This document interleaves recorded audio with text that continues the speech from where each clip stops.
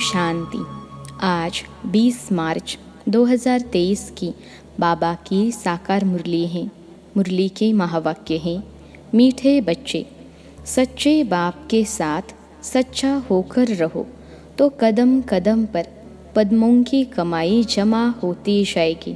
प्रश्न है, कौन सी प्राप्ति भगवान के सिवाय दूसरा कोई करा नहीं सकता है? उत्तर है, मनुष्यों को चाहना रहती है हमें शांति व सुख मिले। शांति मिलती है मुक्ति धाम में और सुख मिलता है जीवन मुक्ति में। तो मुक्ति और जीवन मुक्ति, इन दोनों चीज़ों की प्राप्ति भगवान के सिवाय दूसरा कोई करा न सके। तुम बच्चों को अब ऐसी भटकती हुई आत्माओं पर तरस आना चाहिए। बेचारे रास्ता ढूंढ रहे हैं, भटक रहे हैं, उन्हें रास्ता दिखाना है। गीत है इंसाफ की डगर पर। ओम शांति। यह गीत भी बच्चों के लिए है, क्योंकि सच्चाई पर, सच्चे बाबा के डायरेक्शन पर बच्चे ही चलते हैं। फिर कई तो अच्छी रीति चलते हैं, कोई नहीं भी चलते हैं। जो चलेंगे वही ऊंच पद पाएंगे, नहीं चलेंगे तो वह ऊंच पद पा नहीं सकेंगे। बाप व साजन के साथ सच्चा रहना है, क्योंकि उनकी सच्ची मत मिलती है। दूसरे सब झूठी मत देते हैं। मनुष्य को सब झूठी ही मत देते हैं। गाया हुआ है झूठी माया झूठी काया, यहाँ तो झूठ ही झूठ है। सचखंड में झूठ होता नहीं। जिस सचखंड के लिए तुम पुरुषार्थ कर रहे हो, तो बच्चों को बाप से बहुत सच्चा बनना है। फिर भी बेहद का बाप है। सच्चा हो रहने से कदम कदम पर पदमपति होते रहते हैं। झूठे तो पदमपति नहीं बनेंगे। तो बाप के साथ झूठ बोलना बड़ा खराब है। सदैव सच्चा हो रहना चाहिए, नहीं तो सचखंड में इतना पद पा नहीं सकेंगे। अच्छा, यह तो हुई बच्चों प्रति सावधानी। अब बच्चों को किसी को समझाने की तरकीब भी सीखना है कि बेसमझ को कैसे समझाए। बेसमझ क्यों कहा जाता है? क्योंकि मनुष्यों को समझ नहीं है। कहते तो है कि मनुष्य सृष्टि रचने वाला परमात्मा है, तो वह हुआ रचता, परंतु रचना को फिर यह पता नहीं है कि हमारा रचता कौन है। भक्ति आदि करते हैं शांति अथवा सुख के लिए। तुम भी ऐसे करते थे जबकि बाप नहीं मिला था। कृष्ण का भजन करते हैं, उनको याद करते हैं, उनको मनाने की साधना करते हैं, परंतु उनसे क्या मांगते हैं कुछ पता नहीं रहता। हमारा रचने वाला कौन है कुछ भी नहीं जानते। तुम बच्चे जानते हो, जब तक बाप नहीं मिला था तो हम अनेक प्रकार की साधना भक्ति आदि करते आए। करते करते रिजल्ट क्या हुई? कुछ भी नहीं। सृष्टि को तो तमो प्रधान बनना ही है। फिर इतनी जो साधना करते हैं उससे कुछ मिलता है वा नहीं, यह विचार भी नहीं किया जाता है। अब समझते हैं कुछ भी मिलता नहीं। हमको चाहिए क्या, यह भी कोई की बुद्धि में नहीं है। सन्यासी कहेंगे निर्वाण धाम में जाने के लिए हम साधना करते हैं, परंतु वह तो जिसको रास्ते का पता होकर आया हुआ हो तब तो रास्ता बता सकें, और कोई तो रास्ता बता नहीं सकते। जो आते हैं उनको पुनर्जन्म तो लेना ही है। अंत तक पुनर्जन्म तो लेते आना है। जब तक सृष्टि का विनाश हो व सृष्टि रूपी झाड़ जड़ जड़ीभूत हो, तब तक तो सबको रहना है। मनुष्य कईयों के लिए समझते हैं फलाना ज्योति ज्योत समाया, वैकुंठ वासी हुआ, वह स्वर्ग पधारा। अब वास्तव में स्वर्ग में तो पधारा कोई नहीं है। स्वर्ग कहाँ होता है, निर्वाण धाम कहाँ होता है, वहाँ क्या होता है, वहाँ जाकर फिर आना कब होता है, कुछ भी नहीं जानते। तुम सब कुछ जानते हो, नंबरवार पुरुषार्थ अनुसार।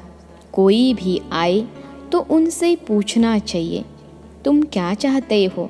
गुरु करते हो तो दिल में चाहना क्या है। वास्तव में उनकी चाहना को तुम ब्राह्मण ब्राह्मणियाँ जानते हो। चाहना क्या रखनी चाहिए, किस बात की चाहना रखनी है, यह भी कोई जानते नहीं।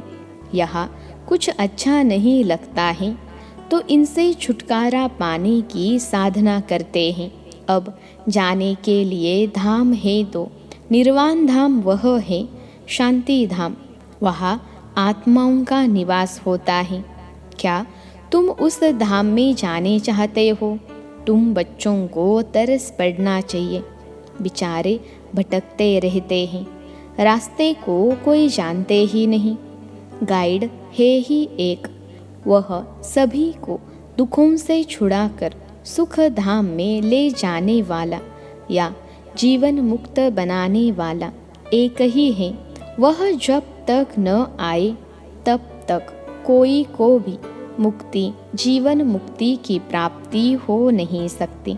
यह दोनों प्रॉपर्टी है ही एक बाप के पास। जब तक भगवान भक्तों के पास न आए तो वह चीज़ मिल नहीं सकती। स्वर्ग में सुख और शांति दोनों हैं। शांति क्यों कहा जाता, क्योंकि वहाँ लड़ाई झगड़ा आदि होता नहीं। बाकी असली शांति धाम तो है निर्वाण धाम, जहाँ सभी आत्माएं शांत रहती हैं। फिर आत्मा को जब ऑर्गन्स मिलते हैं तो बोलती हैं, तो वहाँ सुख शांति दोनों ही हैं। सुख होता है संपत्ति से, वहाँ यानी सतयुग में तो संपत्ति बहुत है, यहाँ संपत्ति नहीं है तो मनुष्य बेचारे रोटी टुकड़ा भी मुश्किल खा सकते हैं। संपत्ति है तो एरोप्लेन, बड़े बड़े महल आदि सब वैभव हैं। तो संपत्ति भी चाहिए, फिर शांति भी चाहिए, निरोगी काया भी चाहिए। यह सब देने वाला बाप है। समझाया जाता है यह कलयुग तो है दुख धाम, नई दुनिया है सुख धाम। वहाँ दुख होता नहीं, पवित्रता, सुख, शांति वहाँ सब है। दूसरा है मुक्ति धाम, वहाँ कोई सदैव रह नहीं सकता। पुनर्जन्म ले फिर पार्ट जरूर बजाना है। परम धाम में तब तक रहते हैं जब तक पार्ट में आए। सच्चे स्वीट होम को याद करते हैं। नाटक में हमेशा नंबर्स की लिमिट होती है। फलाने ड्रामा में इतने एक्टर्स हैं, यह तो अनादि बना बनाया ड्रामा है, लिमिटेड नंबर हैं। भारत में 33 करोड़ देवताओं की लिमिट है। इस समय तो बहुत कन्वर्ट हो गए हैं। तो पहले पहले जब कोई आए तो उनसे पूछना है, दिल में क्या आश है, क्या चाहते हो। दर्शन से तो कोई फ़ायदा नहीं। गुरु के पास कोई आश लेकर जाते हैं, एक तो आश रहती है कुछ मिले, आशीर्वाद दे, हम फलाने में जीते। कोई कहते हैं हमको ऐसा रास्ता बताओ जो हम सदैव शांति में रहें। मन बड़ा चंचल है। बोलो शांति तो मिलेगी परम धाम में। एक है शांति धाम, दूसरा है सुख धाम, तीसरा है दुख धाम। तुम क्या चाहते हो। तो फिर हम बताए कि यह साधना अथवा पुरुषार्थ करो। साधना या पुरुषार्थ एक ही बात है। भक्त साधना करते हैं और जगह जाने लिए अथवा वापिस परम धाम जाने लिए। मोक्ष तो कोई पा न सके, यह बना बनाया ड्रामा है। सन्यासी को फिर अपने संन्यास धर्म में आना ही पड़ेगा। क्रिश्चियन धर्म फिर क्राइस्ट द्वारा जरूर स्थापन होगा। सतयुग नई दुनिया में पवित्रता, सुख, शांति सब है।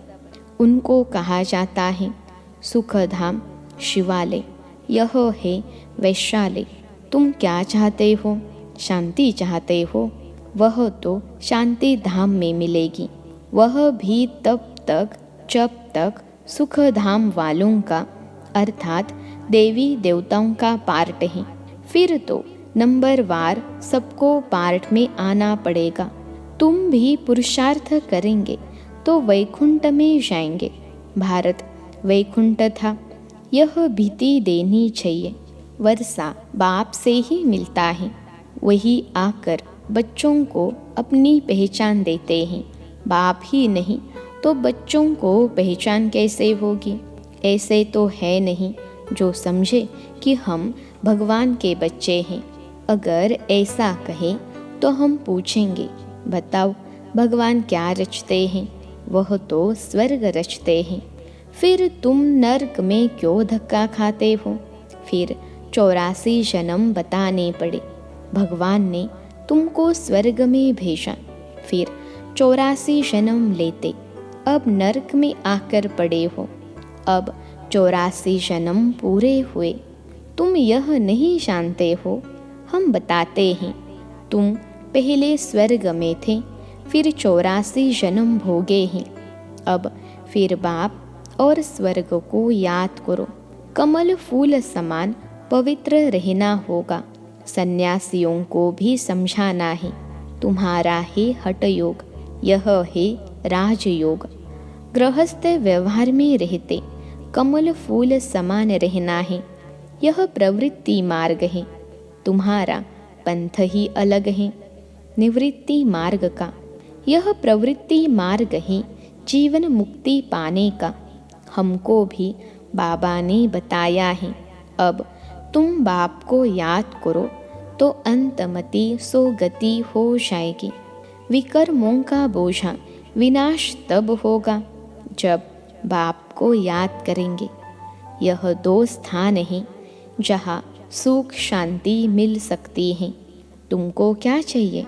क्या स्वर्ग में जाने चाहते हो? गाया जाता है तुम मात पिता। अगर तुमको सुख घनेरे चाहिए तो गृहस्थ व्यवहार में रहते राजयोग सीखो। पावन भी रहना है, फिर दोनों में से जो रहे। बंधाई मानी नहीं है।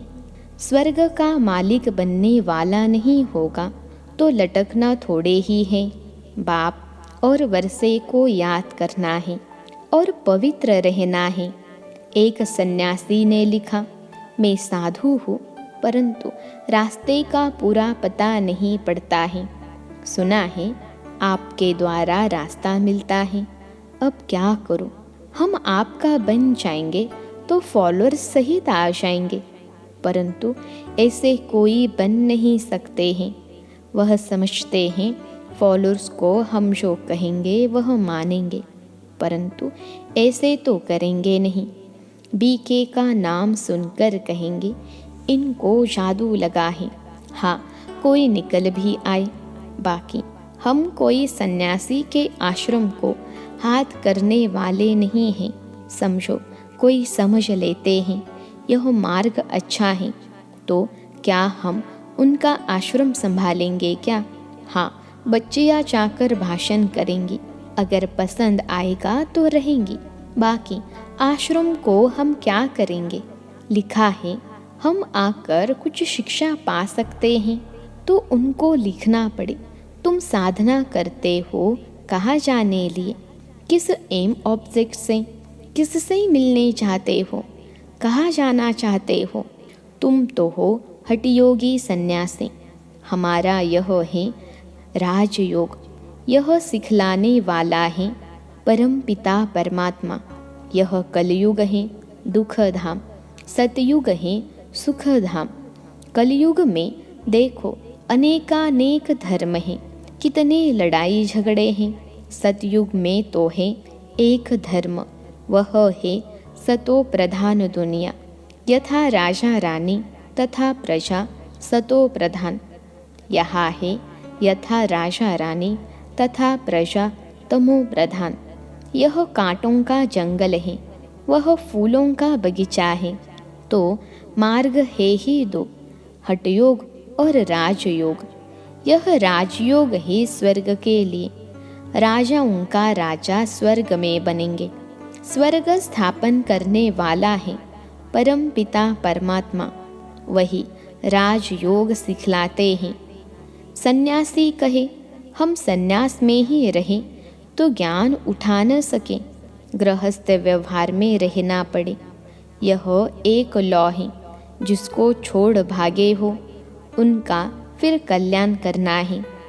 पहले तुम अच्छी रीति समझो, फिर चैरिटी बिगिंस एट होम।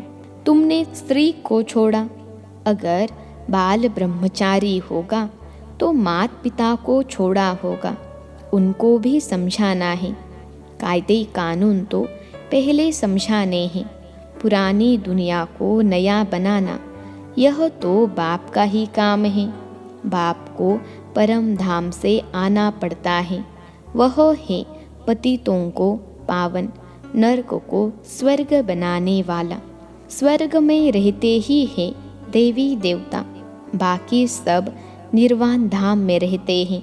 सबको सुख शांति देने वाला वह एक ही है। बाप आते ही है एक धर्म की स्थापना कर बाकी सबका विनाश करने, और सब परमधाम में जाकर निवास करेंगे।